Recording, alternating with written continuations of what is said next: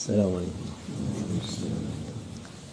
أعوذ بالله من الشيطان الرجيم. بسم الله الرحمن الرحيم. والصلاة والسلام على رسول الله محمد سيدنا ولينا مدد يا رسول الله مدد يا سادات أصحاب الرسول مدد يا شاهد دستور ولا شاء الله فازنا سنشرحنا كان مدد طريقتنا الصحبة والخير في الجمعية.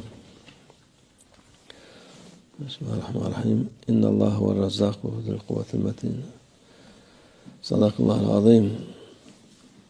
Razzaq, Allah AZZAWAJAL. It is Him, Allah Almighty, who is the provider. It is Him, Allah Almighty, who is the sustainer. Allah AZZAWAJAL rızkı veren O'dur. It is Him who gives your provision. Bunu insanlar unutmuş. But people have forgotten about this. Rızkı başkasının yanında arıyorlar. They are looking for their provisions with somebody else. Başkası da bir elden veriyor, öteki elden alıyor.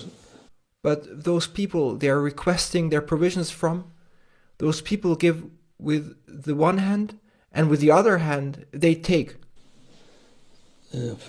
Fasit daire derler buna eskiler. Şimdikiler de kısır döngü derler.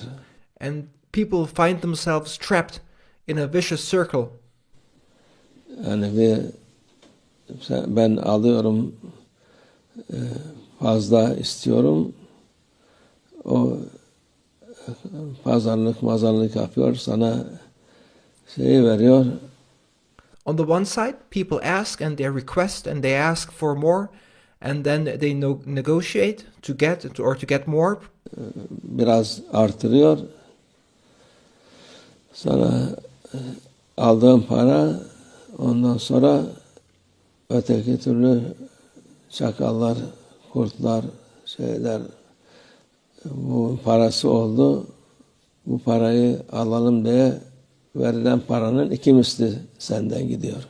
So people, they ask for more. They ask for more money, they negotiate, they may get increased money. But then what happens is that on the one side they've managed to get more, but then on the other side, the wolves, the jackals, they look at that person and see, now that person has more money, let's take from that person money. So they take back double what he got. Gene aynı şekilde gene bana para ver, işte yetmiyor para. Then the person says, the money you gave me, it's still not enough, give me more. Zor bela gene veriliyor o para. Gene o çakallar, tilkiler, şeyler, hırsızlar, sen gene o verilen paranın 2 misli alıyor. Then that person does indeed get more, but then what happens is again the same. They say, that person now has more money, the jackals, the wolves, the foxes, the thieves, and then they say, that person has now more money, let's get from that person even more money back. Bu defa daha kötü de hale düşüyorsun, daha kötü vaziyete düşüyorsun. And thus that person who requests and asks for more money ends up in a vicious circle, and his circumstance deteriorates more and more. As he wants and gets more, he's taking away more than he actually gets. Onun için Allah'a yalvarmak lazım. Allah'tan istemek lazım. Therefore, you should not be asking from people. You should not be expecting or requesting from people, but should ask and expect from Allah Almighty. Kuldan istersen kulun vereceği bir taraftan veriyor, öteki taraftan 2 mislini alıyor senden. If you expect from people to give, then yeah, people may give to you, but then on the other side, they may take away from you twice the amount of what they gave. Yani sen kendini kazanmış zannediyorsun, seviniyorsun. You're happy that you got more. Ondan sonra bir bakıyorsun hiçbir şey yok, daha beter vaziyette olmuş. But then you look and you see that everything's gone, and you are in debt, and the situation has even turned worse. Bu Lübnan halkı vardı bundan 4-5 sene önce. 4 or 5 years ago, there was an event happening in Lebanon. Hükümet çalıyor ediyor diye. People were complaining about the government, that the government was stealing away their money. Kıyamet koparttılar. Milyonlarca insanlar şeye endi. People in Lebanon then rioted. They protested on the streets. Yürüyüş yaptı. Bankalara şey yaptı, kızdımızdı. And they rioted, protested against the banks. People shouted and cried. Ondan sonra bir baktık. Bankalar bunlara hiçbir para vermeye başladı. Para yok dedi. And then the banks started saying, "We can't give your money back. There's no money left." Yani 3 kuruş alıyorlardı.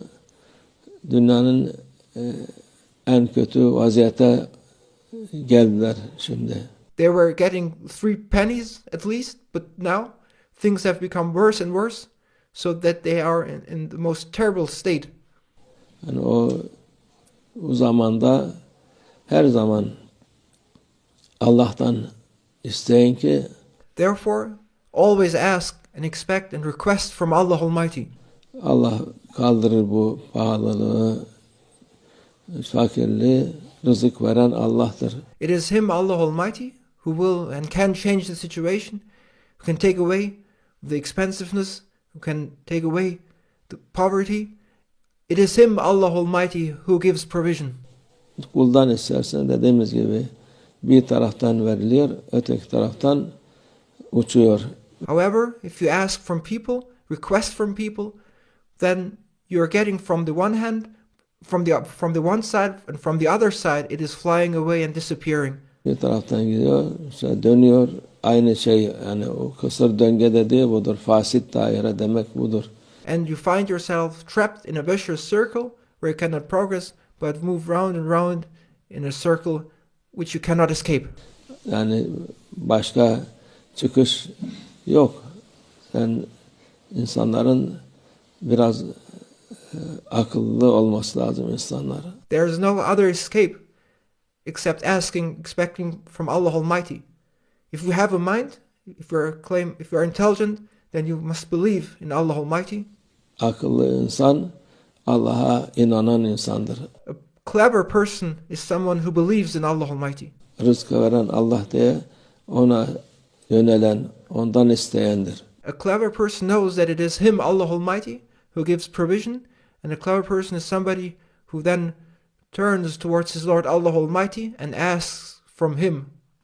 Ondan isteyelim, Allah rızkımızı versin. May we ask from Allah Almighty, may we ask Him, Allah Almighty, to give our provision. Kimseye muhtaç etmesin. May Allah Almighty make us not depend on anyone else except Him. Bu insanların eline oyuncak etmesin bizi. May Allah Almighty protect us from becoming the toys in the hands of those people. Allah muhafaza etsin insanları. May Allah Almighty protect people. İmanla olan insan rızkını Allah verir.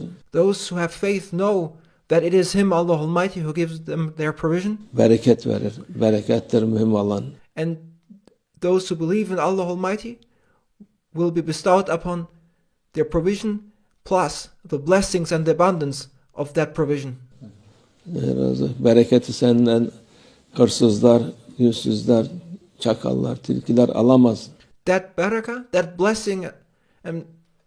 blessing cannot be taken away and cannot be stolen by those thieves. Malını alar şeyini ama bereket olunca, bereket isteyince bereketini alamaz. Thieves may steal your property, but in your possession, but thieves cannot steal the barakah, the blessing by Allah Almighty. Allah yardım etsin insanlara. May Allah Almighty help people. Allah akıl fikir versin hepimize. And may Allah Almighty give us all a clear understanding and thinking and reasoning to think and understand. İnşallah. Ve Allah tevfik. El-Fatiha.